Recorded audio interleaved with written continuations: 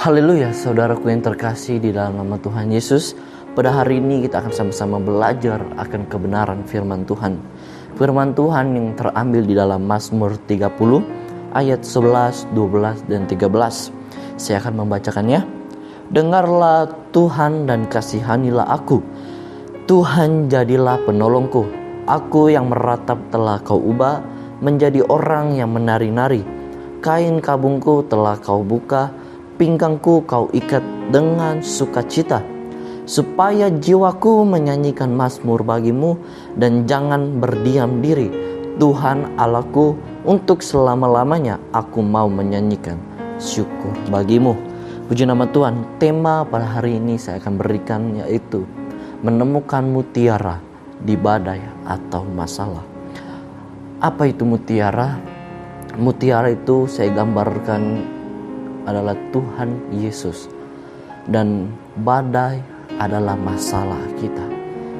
Jadi tema pada hari ini adalah menemukan mutiara di badai atau masalah.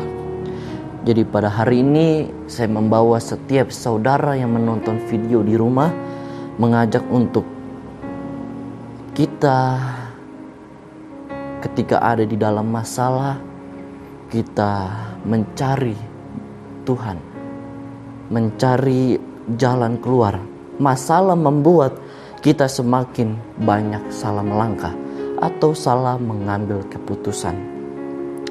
Tetapi kita ketahui bahwa justru kalau masalah datang dalam kehidupan kita, itu membuat kita semakin dewasa, dan level-level rohani kita akan semakin meningkat. Oleh sebab itu pada hari ini saya akan membawa saudara untuk sama-sama kita mencari mutiara di tengah masalah yang ada. Mencari Tuhan di tengah masalah-masalah yang ada. Bagaimana kita menghadapi masalah itu? Hadirkan Tuhan di dalam kehidupan kita. Bagaimana kita menghadapi masalah? Kita harus hadirkan Tuhan di dalam kehidupan kita, agar Tuhan bukakan kehidupan kita yang lama menjadi yang baru. Ayat yang 11 yang sudah kita baca tadi, dengarlah Tuhan dan kasihanilah aku, Tuhan jadilah penolongku.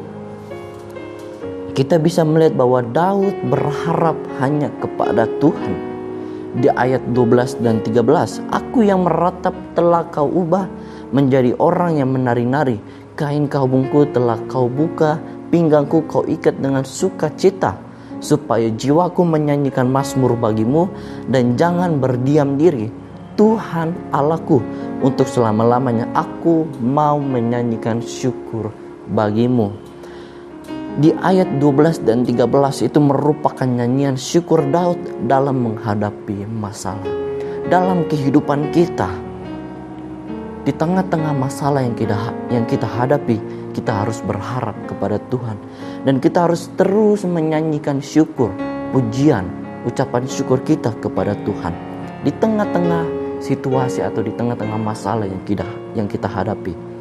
Taruh masalahmu dan percayakan kepada Tuhan bahwa masalahmu tak lebih besar dari kuasa Tuhan. Kita lihat di dalam 1 Korintus 10.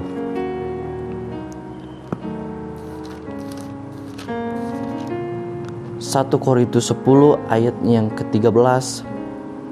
Ayat yang ke-13, pencobaan-pencobaan yang kamu alami ialah pencobaan-pencobaan biasa yang melebihi batas kekuatan manusia. Sebab Allah setia dan karena itu Ia tidak akan membiarkan kamu dicobai melampaui kekuatanmu. Nah, saudaraku yang terkasih, kita punya Allah yang lebih besar daripada masalah kita.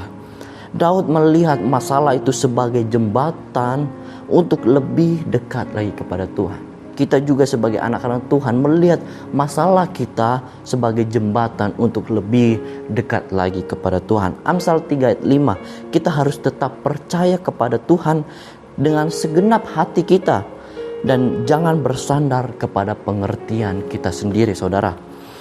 Jadi kita harus mempunyai hati yang dipenuhi oleh firman Tuhan. Bagaimana kita menemukan mutiara itu di dalam masalah? Kita harus punya hati yang dipenuhi oleh firman Tuhan. Yakobus 1 ayat 12, orang yang bertahan dalam pencobaan atau masalah mendapatkan mahkota kehidupan. Keadaan-keadaan yang kita alami adalah bagian dari proses Tuhan. Proses demi proses membawa kita melihat keagungan Tuhan di dalam kehidupan kita. Jadi firman Tuhan pada hari ini membawa kita untuk melihat bahwa proses yang Tuhan berikan dalam kehidupan kita itu membentuk kehidupan kita. Maka oleh sebab itu, jalani proses bukan dengan protes. Immanuel, Allah beserta kita. Amin. Dadah. Kami perlu Kau Tuhan.